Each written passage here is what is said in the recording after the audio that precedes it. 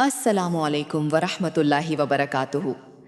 آج ہم سنیں گے سورہ یوسف کا وہ عظیم قصہ، ایک ایسے نبی کا قصہ جنہیں بھائیوں نے کنویں میں پھینک دیا، غلام بنا کر بیچ دیا گیا، جھوٹا الزام لگا، قید خانہ دیکھا، مگر پھر اللہ نے انہیں مصر کے خزانے کا مالک بنا دیا۔ یہ صرف ایک کہانی نہیں، یہ صبر، ایمان اور اللہ پر بھروسے کا سبق ہے۔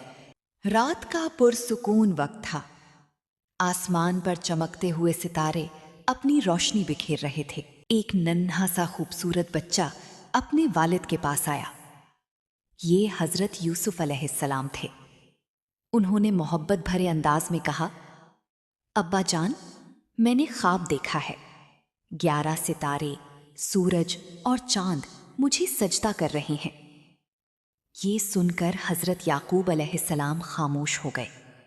ان کے دل نے گواہی دی کہ اللہ ان کے بیٹے کو بڑا مقام عطا کرنے والا ہے۔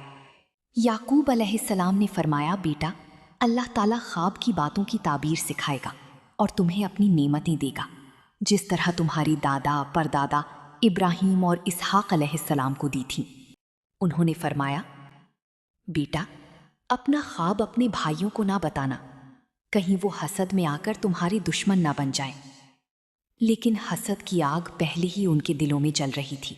بھائی آپس میں کہنے لگے، ہمارے والد یوسف علیہ السلام سے بہت محبت کرتے ہیں، ہمیں راستے سے ہٹانا ہوگا۔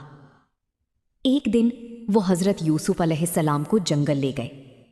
حضرت یوسف علیہ السلام خوش تھے کہ آج بھائیوں کے ساتھ وقت گزاریں گے، مگر انہیں کیا خبر تھی کہ انہی بھائیوں کے دلوں میں نفرت چھپی ہوئی ہے۔ جنگل کے بیچ ایک گہرا اندھا کنواں تھا۔ اچانک بھائیوں نے حضرت یوسف علیہ السلام کو پکڑا اور کنویں میں پھینک دیا۔ ننھے حضرت یوسف علیہ السلام اندھیرے کنویں میں تنہا رہ گئے۔ اوپر بھائی واپس جا رہے تھے اور نیچے ایک نبی اللہ کو پکار رہا تھا۔ بھائی گھر واپس آئے اور جھوٹ بول دیا، ابا جان، یوسف علیہ السلام کو بھیڑیا کھا گیا۔ یہ سن کر حضرت یعقوب علیہ السلام کی آنکھوں سے آنسو بہنے لگے۔ دل ٹوٹ چکا تھا، لیکن زبان پر صرف صبر تھا۔ انہوں نے فرمایا، میں صبر کروں گا اور اللہ ہی سے مدد مانگوں گا۔ ادھر کنویں میں اللہ کی رحمت اتر رہی تھی۔ کچھ دیر بعد ایک قافلہ وہاں سے گزرا۔ جب انہوں نے پانی نکالنے کے لیے ڈول ڈالا تو ایک حسین بچہ باہر آ گیا۔ قافلے والے حیران رہ گئے۔ وہ حضرت یوسف علیہ السلام کو ایجپٹ لے گئے اور وہاں انہیں غلام بنا کر بیچ دیا گیا۔ لیکن اللہ کی شان دیکھو، جسے بھائیوں نے کنویں میں پھینکا تھا، اللہ اسے محلوں تک پہنچا رہا تھا۔ مصر کے ایک بڑے وزیر نے حضرت یوسف علیہ السلام کو اپنے گھر میں جگہ دی۔ وقت گزرتا گیا، حضرت یوسف علیہ السلام جوان ہوئے۔ اللہ نے انہیں بے مثال حسن، عقل اور دانائی عطا فرمائی۔ پھر ایک دن ایک بہت سخت آزمائش آئی۔ وزیر کی بیوی نے حضرت یوسف علیہ السلام کو گناہ کی طرف بلایا، لیکن اللہ کے نبی نے فوراً فرمایا، میں اللہ کی پناہ مانگتا ہوں۔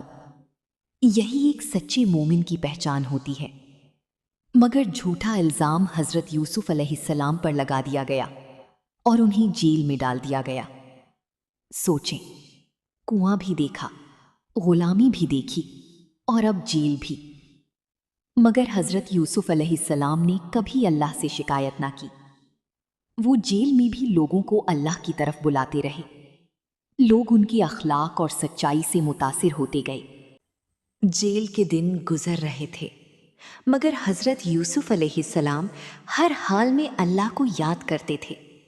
قید خانے کے لوگ بھی ان کے اخلاق، سچائی اور خوبصورت باتوں سے متاثر ہونے لگے تھے۔ اسی جیل میں 2 آدمی اور بھی قید تھے۔ ایک دن وہ دونوں حضرت یوسف علیہ السلام کے پاس آئے اور کہنے لگے، ہم آپ کو نیک انسان سمجھتے ہیں، ہم نے عجیب خواب دیکھے ہیں، ہمیں ان کی تعبیر بتائیے۔ پہلے آدمی نے کہا، میں نے خواب دیکھا ہے کہ میں انگور نچوڑ رہا ہوں۔ دوسرے نے کہا، मैंने देखा कि मेरे सर पर रोटियां रखी हैं और परिंदे उनमें से खा रही हैं। हज़रत यूसुफ अलैहिस्सलाम ने पहले उन्हें अल्लाह की तौहीद की दावत दी। उन्होंने फरमाया, अल्लाह एक है, उसी की इबादत करो, वही हर मुश्किल को आसान करता है। फिर अल्लाह के हुक्म से ख्वाबों की ताबीर बताई। हज़रत यूसुफ अलैहिस्सलाम ने पहले आदमी से फरमाया, तुम जेल से आज़ाद हो जाओगे और बादशाह को शराब पिलाने का काम करोगे। फिर दूसरे आदमी से फरमाया, तुम्हें सूली दी जाएगी और परिंदे तुम्हारे सर से खाएंगे। कुछ दिन बाद बिल्कुल वैसा ही हुआ जैसा हज़रत यूसुफ अलैहिस्सलाम ने फरमाया था। पहला आदमी आज़ाद होकर बादशाह के महल में चला गया और दूसरा आदमी सज़ा पा गया।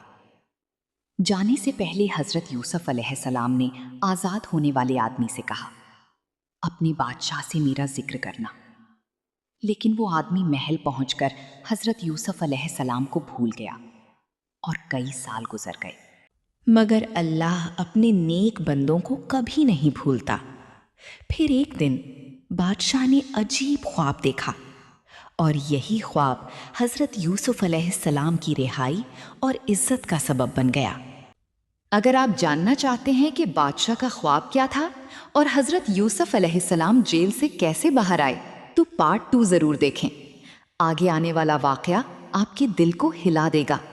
वीडियो पसंद आए तो लाइक, शेयर और चैनल सब्सक्राइब करना ना भूलें।